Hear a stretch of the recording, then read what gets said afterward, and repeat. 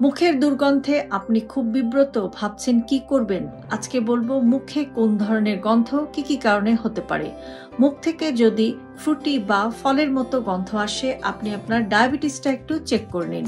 মুখ থেকে যদি ফিশি বা মাছের মতো গন্ধ আসে, লিভারের সমস্যার কারণে এরকম হতে পারে। লিভার ফাংশন টেস্ট করে দেখে নিন লিভার ঠিকমতো কাজ করছে কিনা।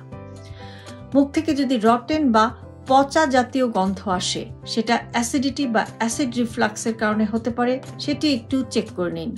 মুখ থেকে যদি ইউরিনের মতো গন্ধ আসে, শরীরে অ্যামোনিয়া জমা হয়, এরকম হতে পারে, সেটি একটু দেখে নিন। এবং মুখ থেকে যদি অ্যালকোহলের মতো গন্ধ আসে, অ্যালকোহলিক কিটোঅ্যাসিডোসিস হয়ে এরকম সমস্যা হতে পারে। যারা নিয়মিত অ্যালকোহল সেবন করেন তাদের কিন্তু এরকম সমস্যা হতে পারে। কাজেই বিব্রত হবেন না।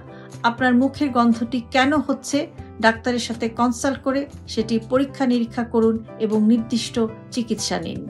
ভালো থাকবেন সবাই।